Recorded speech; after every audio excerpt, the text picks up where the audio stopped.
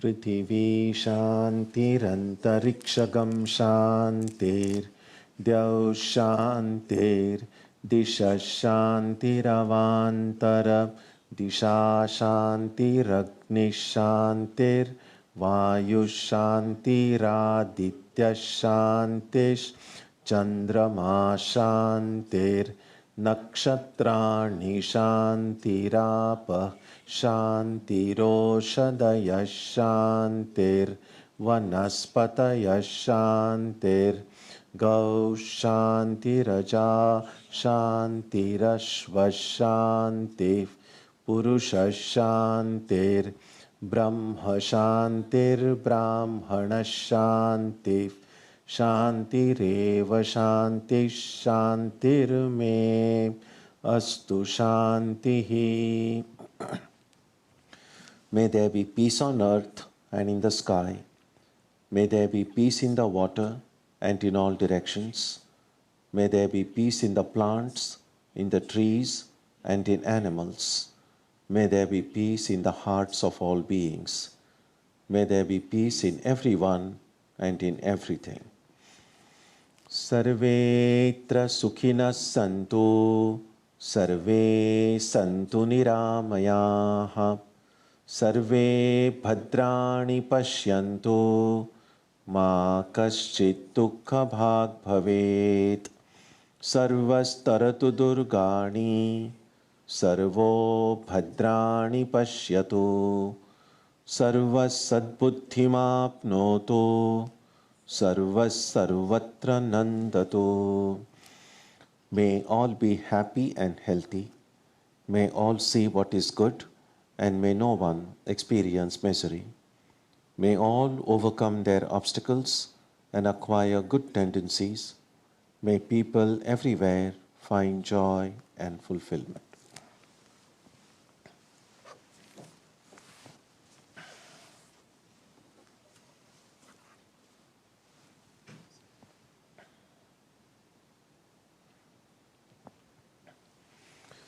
Let us now spend some time touching the center of peace and joy in our hearts.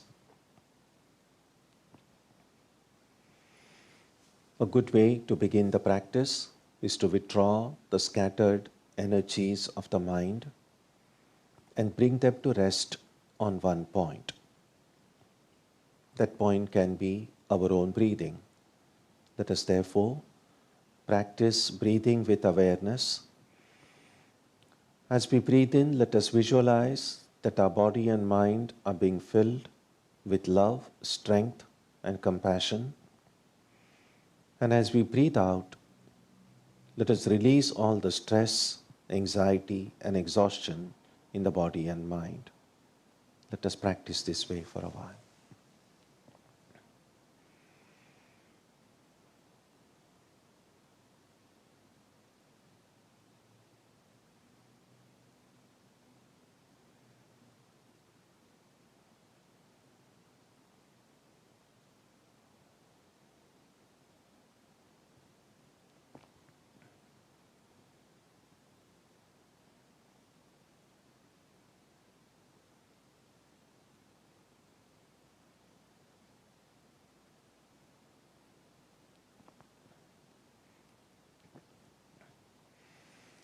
Let us now turn our attention to the region of our heart. Although God is present everywhere and in everyone, the divine presence can be felt most clearly in our own hearts. We can meditate in any way we have been taught. To remain focused, we can take the help of a short mental prayer or a mantra or a divine name. Let us now spend some time dwelling on the presence of God in our hearts.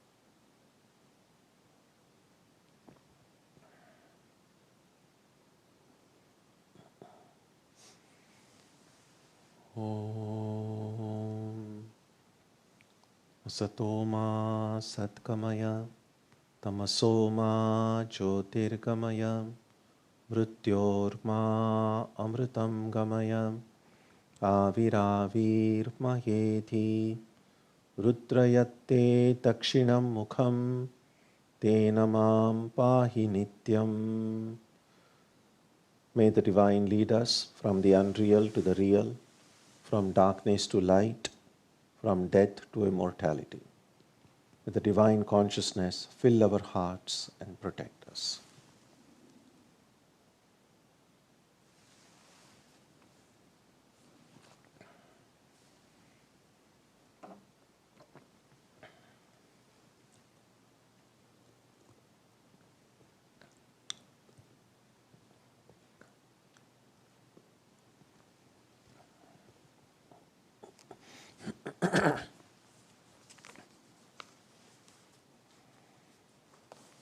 So we will resume from where we had stopped before the recess. We're coming almost to the last section of the paper on Hinduism that Swamiji read at the Parliament of Religions on 19th of September 1893. So we are on page 32. So Swamiji has discussed at this point most of the essential characteristics of the tradition. And now he concludes in this way.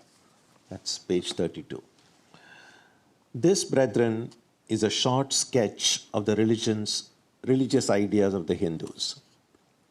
The Hindus may have failed to carry out all his plans, but if there is ever to be a universal religion, it must be one which will have no location in place or time, which will be infinite like the God it will preach, and whose sun will shine upon the followers of Krishna and of Christ, on saints and sinners alike, which will not be Brahminic or Buddhistic, Christian or Mohammedan, but the sum total of all these, and still have infinite space for development, which in its Catholicity will embrace in infinite arms and find a place for every human being, from the lowest groveling savage, not far removed from the brute, to the highest man towering by the virtues of his head and heart, almost above humanity, making society stand in awe of him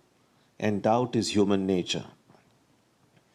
It will be a religion which will have no place for persecution or intolerance in its polity, which will recognize divinity in every man and woman, and whose whole scope, whose whole force will be centered in aiding humanity to realize its own true divine nature. Offer such a religion, and all the nations will follow you. Ashoka's council was a council of the Buddhistic faith. Akbar's, though more to the purpose, was only a parlor meeting. It was reserved for America to proclaim to all quarters of the globe that the Lord is in every religion. So there are some important points that Swamiji is making. After summarizing some of the essential characteristics of the Hindu faith, what Swamiji is saying here is that what is it that makes religion universal? Now, most world religions, which have been around now for centuries, have made the claim that they are universal. So what does a religion being universal really mean? When can any religion be truly universal? And one thing that comes very clear in this two paras that we read was when Swamiji says, if any religion is located in a specific time or a specific place around a specific personality, then it's very difficult for it to be universal, because then it belongs to some place, some time, some person. But the very fact that it belongs in one location means it doesn't belong to the other location. Now, it's true, every religious tradition that we know can be identified as having had its roots in a certain place. Well, it has to begin somewhere.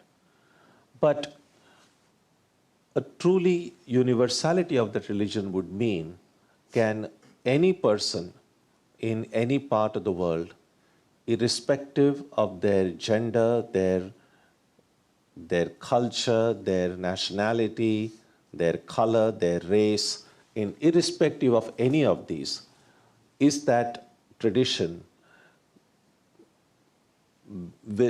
able to bring meaning and purpose and goal in their life? Because sometimes some traditions get so much identified with a specific culture, a specific historical event or a historical person, then it becomes very difficult to separate from it. And what Swamiji is here saying is that if we can find a religion which will transcend all of these, then that would be universal. Now, there are several ways we can take a look at it. There are at least 3 or 4 different approaches towards this. One way to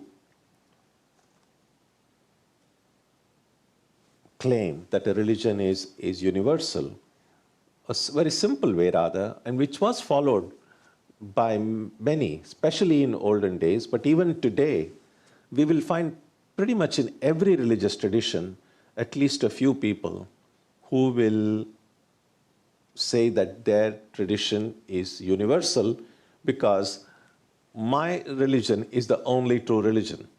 Well, if mine is the only religion and all the other so-called religions are false, then it will automatically become universal because it's the only one religion, only one true religion. And so this approach is we could call it the exclusivist approach. The exclusivist approach simply means only one religion is true. All the others are false. And as I said, every religious tradition will find even today will have at least a few people who will have this exclusive claim to truth in their own particular tradition. Another approach toward this multiplicity of religions that we see in the world, we could call it sometimes they call it the teleological approach, or a better word, more recent term is the inclusivist approach. The inclusive approach means that all religions are true, but one religion is more true than the others. So which is not to deny that all religions are false, but the claim is that, and usually people who follow this approach, what they mean is that my religion is the full manifestation of truth, while every other religion may have some truth in it. And eventually, when they will come towards the full truth, they will really come to my religion. So you're not really rejecting, you're kind of including everyone, but including them on your own terms, to say that I have the truth, you people have a little bit of truth as well, and then eventually we are all one. So that's the second approach. So exclusivist approach and inclusivist approach.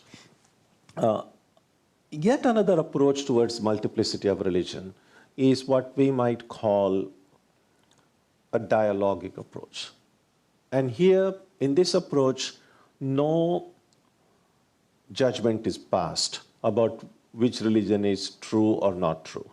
All that is acknowledged is, yes, there are many religions, that there may be things that are shared in common by different religions, but there are also differences, and sometimes major differences.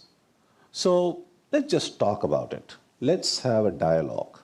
Let's discuss. You can share what your tradition says. I will share what my tradition says. And if we are both open to learning from each other, eventually our understanding may bring us to a place where we might see maybe something else might emerge. So without prejudging what the outcome of that dialogue would be to just enter a dialogue and see where it might take us. Such dialogue actually is very nice. Oftentimes though, when people get into a dialogue, they may not always get into a dialogue in this kind of a neutral way. What can sometimes happen is, like say there are two parties in a dialogue speaking about their tradition. Each is very much convinced about the authenticity of the tradition, of course, because they belong to that tradition. But when they enter into a dialogue, and if each of the party involved in that dialogue feels, I know the truth and my goal is to convince the other person that they are wrong and I am right, then that dialogue is not very helpful. Because then I have closed my mind because I'm very sure I have the truth. I just have to change your mind about it. A better model for a dialogue would be that yes, we have loyalty to our own path, it makes sense to us, but we also get into a dialogue with the humility that maybe there is something I have yet to learn from this person in front of me, that I probably may not have all the answers, or this other person might help me look at my own tradition with a different light. So that humility is there, then that dialogue can be very productive. It also needs a little bit of courage, because when we get into a discussion with someone, we have our ideas, the other person has their ideas, and sometimes it might happen that as a matter in a conversation, we might find that what the other person is saying resonates with us deeply, perhaps even making us feel that the way I thought about a certain problem and the answer that I'm hearing now, this makes better sense than what I knew before.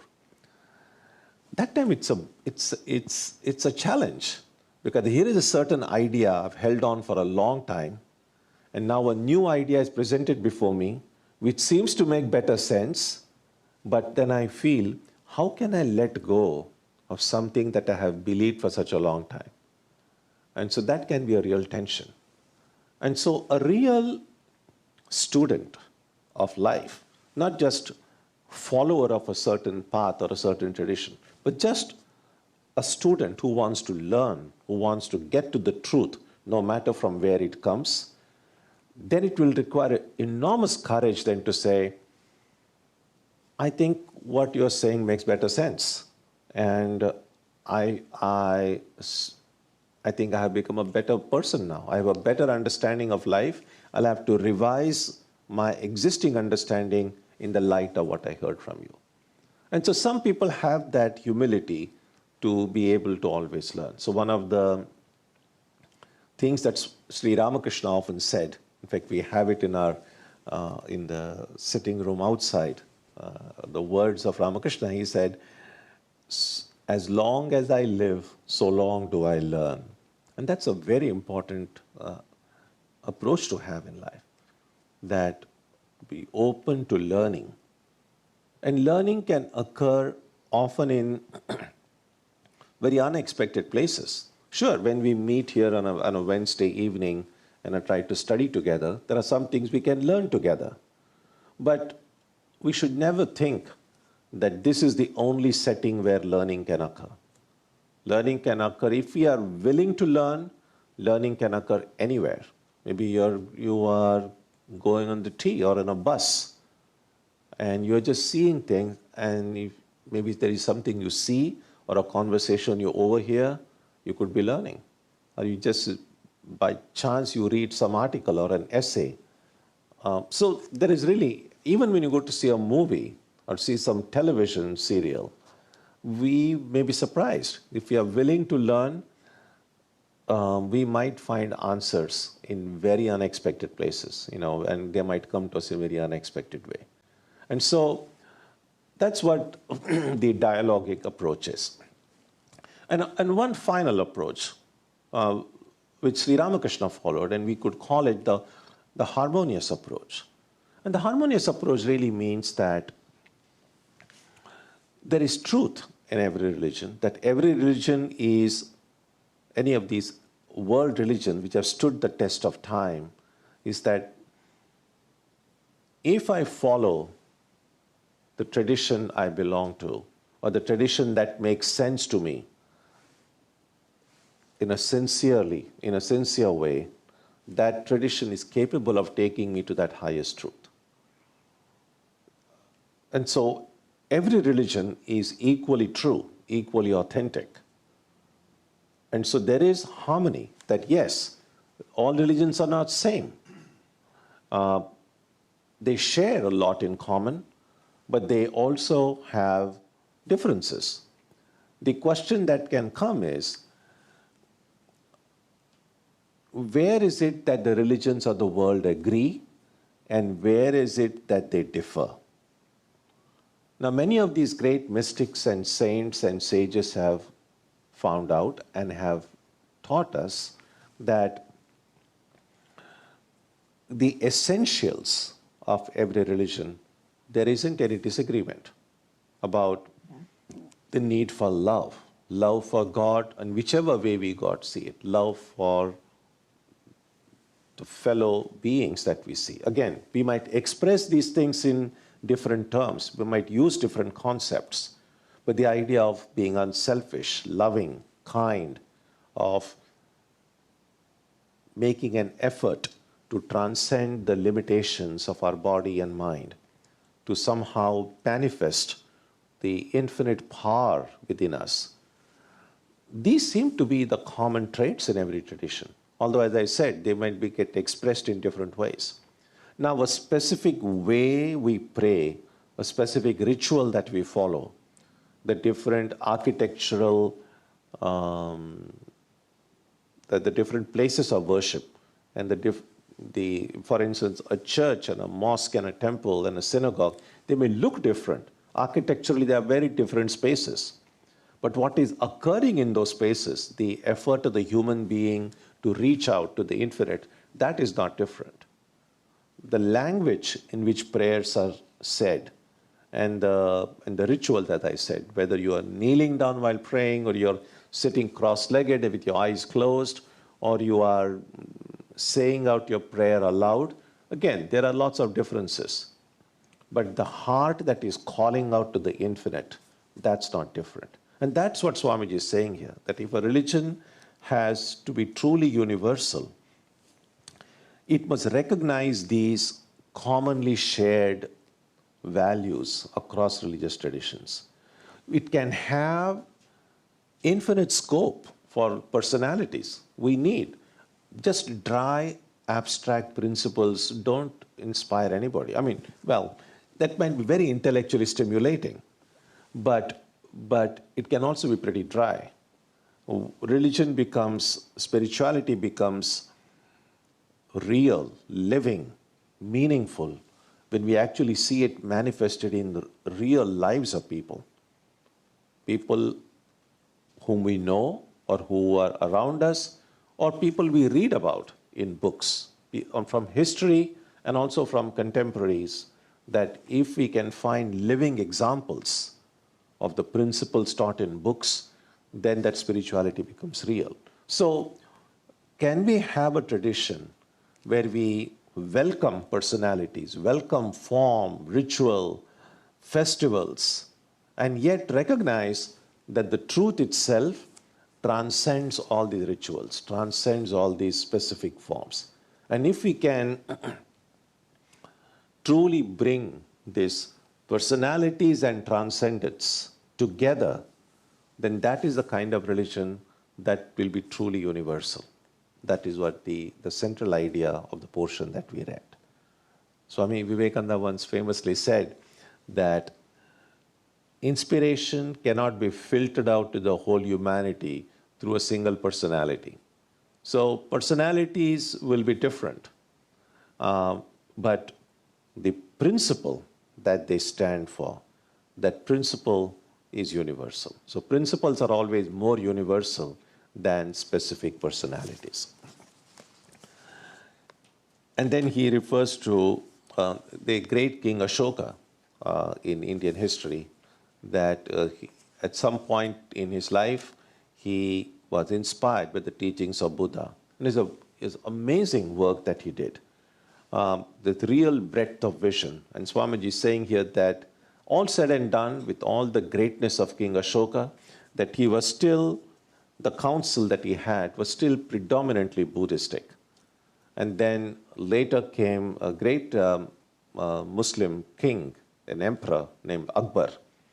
And Akbar was a king in India, and India clearly had a multiplicity of faith. There was obviously Hinduism, there's Islam, and there's Christianity. All of these traditions were there.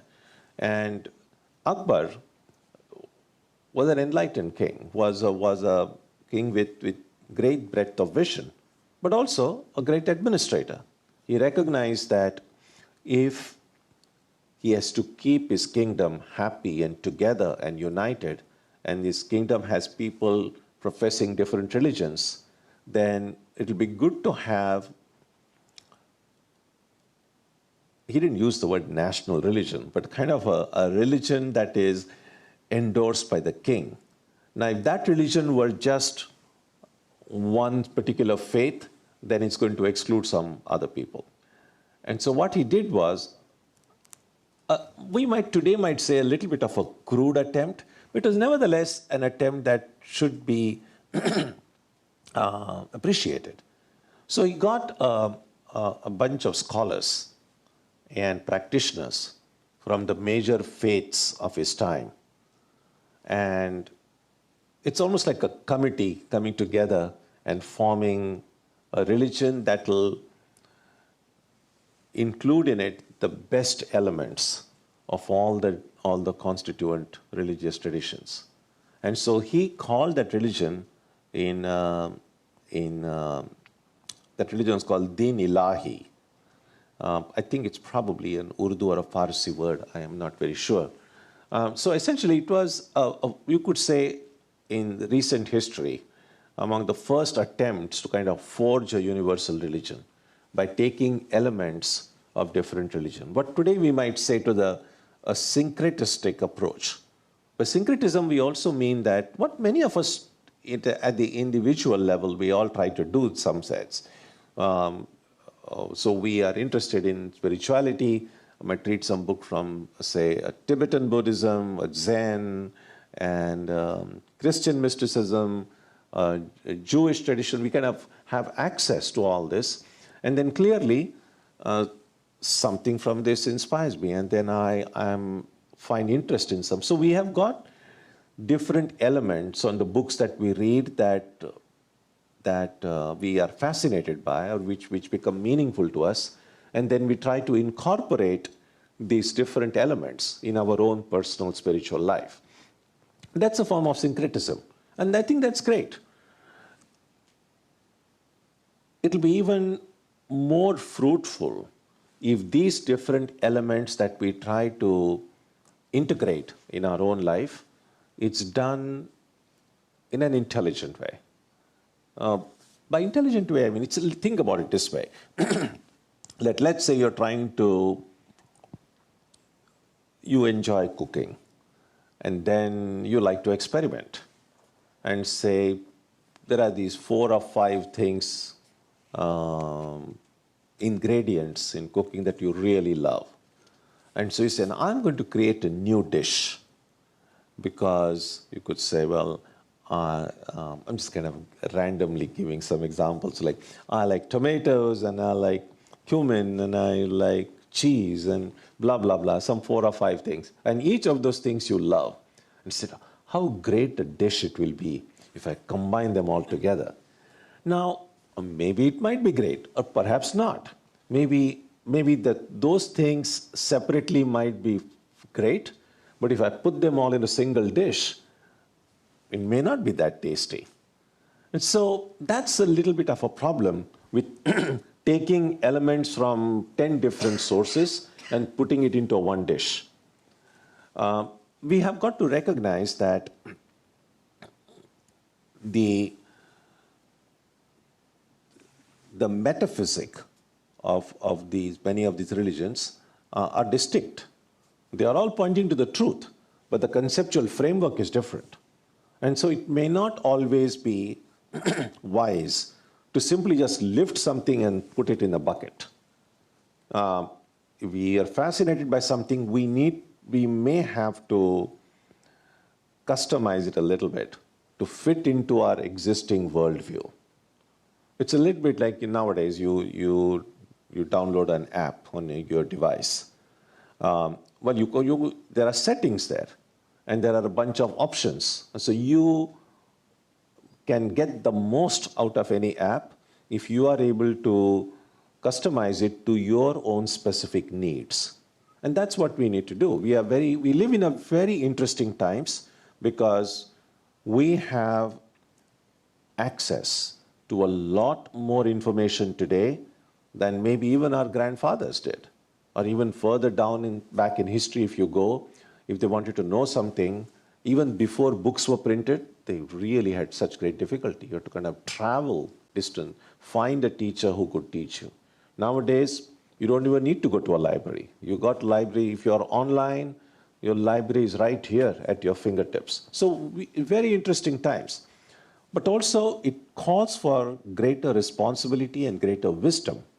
Because of easy access, we must know where to look for, what to look for, and then integrate it well so that we just don't become a hodgepodge of just hundreds of ideas, all creating even more confusion than before. And so Swamiji is saying here that, praising in this concluding paragraph, because the Parliament of Religions was held in the United States, and we could say that in more recent history, that was probably the first time. No other country had made an effort at that point to really bring together on one platform the major religious faiths from all over the world. And Swamiji is praising it, and that's what he says. It is reserved for America to proclaim to all quarters of the globe that the Lord is in every religion. It was for the first time in recent history that religious traditions from the East, from the West, from every part were brought on the same platform. And that's what he says in the concluding para now. Page 34. May he who is the Brahman of the Hindus, the Ahura Mazda of the Zoroastrians, the Buddha of the Buddhists, the Jehovah of the Jews, the Father in heaven of the Christians, give strength to you to carry out your noble idea. The star arose in the east. It traveled steadily toward the west, sometimes dimmed and sometimes effulgent, till it made a circuit of the world, and now it is again rising on the very horizon of the east, the borders of the Sampo, 1,000-fold more effulgent than it ever was before. Hail Columbia, motherland of liberty. It has been given to thee who never dipped her hand in a neighbor's blood, who never found out that the shortest way of becoming rich was by robbing one's neighbors. It has been given to thee to march at the vanguard of civilization with the flag of harmony. So here, the borders of the Sampo. Now, Sampo is a river in Tibet, which when it enters into India, so in Tibet it's called Sampo. It enters in the northeastern part of India, and then while it is in Arunachal Pradesh, it's the same river it's called Siang. And then the same river enters the state of Assam in northeastern part of India, it becomes Brahmaputra. It's a really huge river. Now that it's a little bit of confusing here when he says horizon of the east, the borders of the Sampo. So it could mean that river, but in the original text, the World's Parliament of Religions, the book that was published in 1893, that word was really spelt as Tasifu, if you see in the footnote there. Now, And really, we don't know what this Tasifu is. So it's possible, and it perhaps makes better say it just maybe a typo. It is meant to be Pacific, because the east, on the east from the what would be a west coast, but if you kind of turn the the three-dimensional global map into a two-dimensional figure, then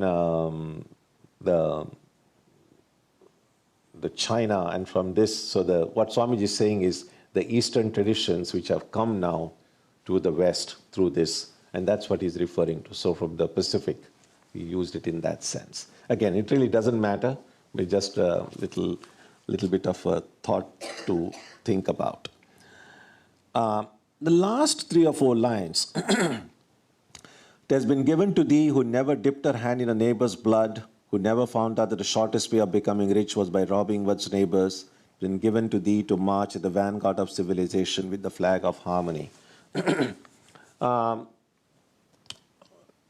don't know whether Swamiji would have exactly characterized it this way more than 100 years later. With after the 2 big world wars and well, several other wars that have occurred in different parts of the world. After before the World Trade Organization and all kinds of things that have occurred in more recent history. But all said and done, Swamiji is here recognizing the good initiative that occurred here. And we could say that the different religious, interreligious dialogue and the meets that are occurring in different parts of the world today were really inspired by this great event. Oftentimes, in any kind of a religious dialogue or a interreligious meetings, a reference always gets made to this 1893 event. So this was really a seminal event in the interreligious movement. So I'll stop here, and I would like to see if you have any thoughts, ideas, comments, questions, specifically about what we saw today, but even if you have something about the portion that we had read before. So you're welcome to share your ideas. Yeah. So, Swamiji talks about a universal religion, but when we think of Hinduism, it's very identified with a geography or 2 or 1 culture. So when we think of the major religions, what could be some of the reasons why Hinduism hasn't really moved too much beyond India or the Indians? I don't think that's true. I think the question that should be asked is, if someone finds the teachings and the insights in the Hindu tradition meaningful and it resonates with their head and heart, is it possible for any person in any part of the world to follow the Hindu path, irrespective of whether or not they formally change their religious affiliation to Hindus? They can or they may not. That's different. But inside, is it possible for someone to follow and benefit from the Hindu tradition? Or they can do so only if they adopt a certain culture or a certain language. So if it is restricted to a certain culture or language, then it's not universal. But if we could say, because nowadays things are translated, you don't need to study. I mean, in fact, very few people, I would think, to whichever traditions they belong, are actually able to go back to the original texts in the language that they were written. Pretty much most people, most parts of the world, study even scriptures of their own tradition in a language that is they're familiar with. And so we are all working with translations all the time. So if someone says, that no, in order to be a true follower of a certain tradition, you have to go to that original language, then you couldn't say it's universal. So it has to cross the linguistic, cultural, racial borders and say that anyone can find benefit from this, then it's universal. And I think that's true with Hinduism. Now, if some Hindus believe, and there are some Hindus who believe, no, unless you have an Indian origin, you cannot be a true Hindu. Now, people who believe that way, then in their mind, then that kind of a thinking wouldn't make it a universal religion. So again, it's a very subjective evaluation. Yeah. Swamiji, I was thinking that the problem is not really making a universal religion, but is making universal people, because at the end, what is not universal is our approach, is not the religion itself, because the religion is administered by people, and the fault is not in the religion, is in the people that see differences. So yeah, absolutely. The problem is us, I think. Absolutely, you're completely right. I mean, religion is really what people follow and people try to live, and it's the people's identification and limiting themselves to certain characteristics and assuming that only that kind of an identification will make it meaningful. That's what makes it less universal. But the more people become universal, people are able to rise beyond their own limited affiliations, then they will be able to see the universal nature of the religion. So you're right. Perfect. Yeah. Anish. So Swamiji, one thing I think about in terms of religion, what part of it is essential and what's not essential is how universal it is. Mm-hmm. And so it just reminds me of like not just human beings, but then the whole, creation of, and the universe and so forth. We don't know what kind of other creatures are out there. Now that we have science fiction movies and so forth, we have at least imagination about what type of other creatures are out there. But then whatever we learn for universal religion should be valid for them as well. Even closer to home, like just the animals in the ocean, people say, for instance, the dolphins could be very smart.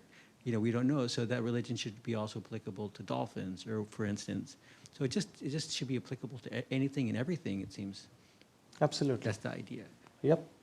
Totally true.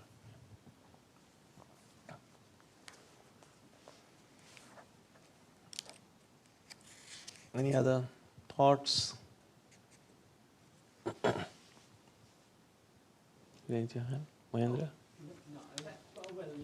Okay. Okay. No. So one of the things which I was kind of like thinking with the question that came along was that, philosophically everybody will agree on everything, but it's the passion that comes into or emotions. And so how do you sort of kind of like separate emotions from the philosophical thinking of the truth? Yes, it's a good point. I think a lot of these, well, let me put it this way. There is a popular idea that if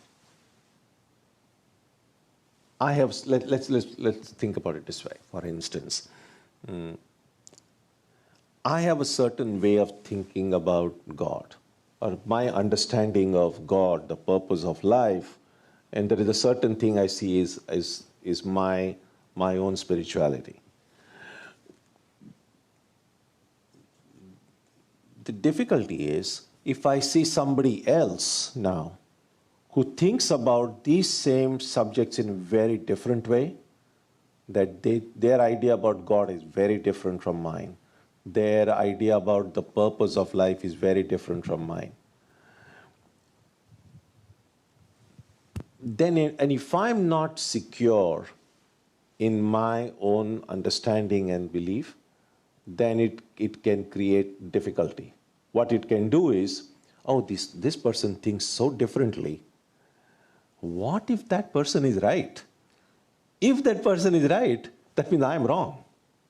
And no one wants to be wrong. And so the only way I can assure myself that I am right is then by going out and proving they are all wrong. You see, that's where the passion comes in. On the other hand, wisdom consists in saying that, yes, here is this reality. My mind, shaped and influenced as it is by its own way of thinking and images and you know, the upbringing, I'm seeing that reality in this way. And I'm expressing it in one way. But someone else is seeing that same reality, but from a different angle. And they are expressing it in a different way. So just because the expression is different, the experience doesn't have to be different. So it's fine for people to understand God and self and soul in very different terms. And for me then to feel that that's fine. That's the way their mind grasps the reality. This is the way my mind grasps reality. There is no reason for me to fight with them. There is no reason for me to feel that I'm right and they are wrong, or they are right and I could be wrong. We both could be right at the same time. And the example Swami Vivekananda gives in a lecture, in a different lecture, he said that, well, if there is a building and people go and say, take 10 different pictures of that building from 10 different angles, and then you line up all those pictures in front of you, none of those pictures are going to look identical because they are taken from different angles. And yet, they are all pictures of the same building. We could say that different religions of the world are these different snapshots of that one reality, one truth, but taken from different angles. And so rather than fighting and saying, well, this picture is the right picture and all others are wrong, we'd say, well, these are just pictures from different angles. So that also means none of these pictures is giving me the total story. Because it's a three-dimensional building and I'm looking in two-dimensional pictures. Now that picture is helpful for me in trying to imagine how that building must be. But if I have to know the building in its totality, at some point, I just have to keep the picture aside and actually go and see the building myself. Enter into it and stay there. So that's what it is. Every religion is fine, but the ideas, the concepts, the rituals, and the festivals, everything that religion gives is a snapshot. And that should help me go and experience the reality directly myself. And so people who have experienced that love, that reality, that truth, will not fight. So all fighting and all passions are raised by people who just have the photograph with them, who have never gone and seen the building itself. But people who have actually gone to the building, they say, oh yeah, we were all looking at the same building, and they are perfectly in harmony. So that's why all these enlightened beings from different traditions, they never fight. All fighting is done by unenlightened people. So as long as we are fighting, we can be sure that we are not enlightened. That's one simple test.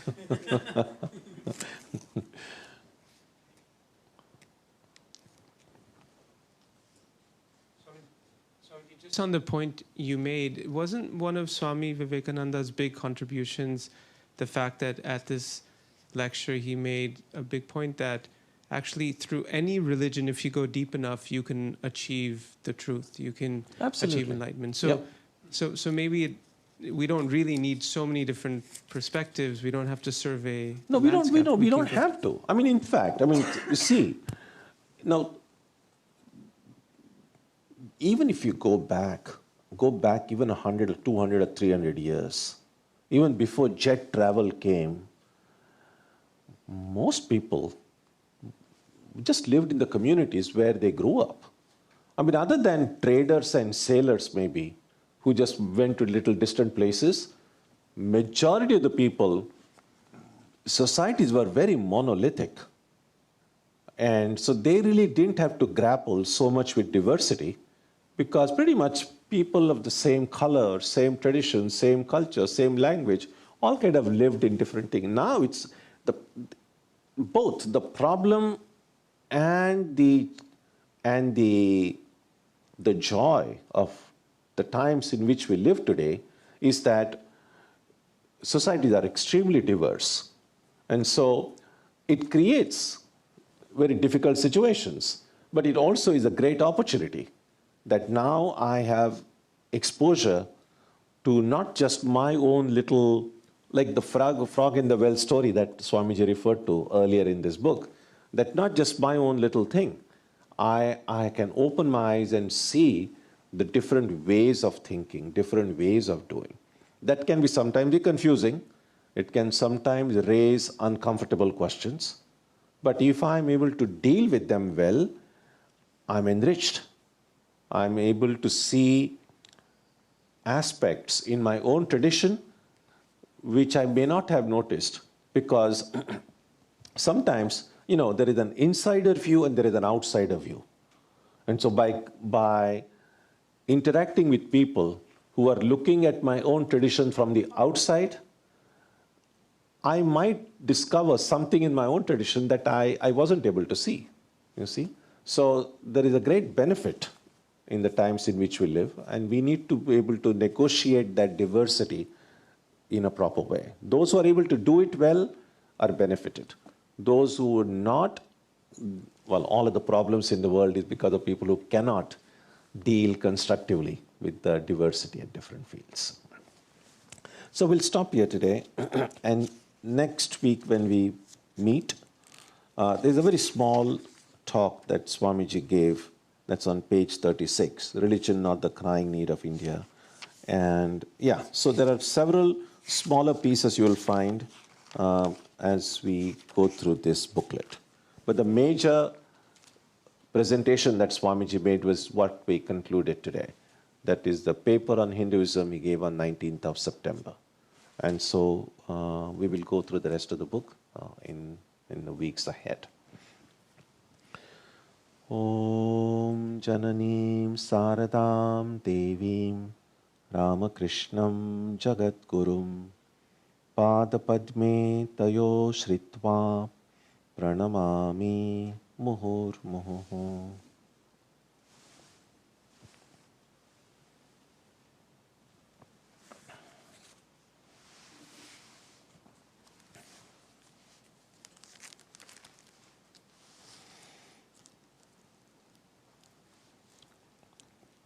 On Sunday for the satsang, our subject will be who is Shiva. We'll summarize a little bit about the importance of Shiva in the Hindu tradition, what the significance of Shiva worship is, because this is in preparation for the special worship that we will have on the 21st, not this Friday, next week's Friday.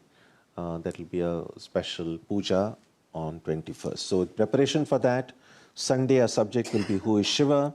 Next Wednesday we'll continue with the study of Swamiji's lectures, and the Tuesday and Saturday meditation will also continue as usual. Let's conclude with a prayer now on page 3.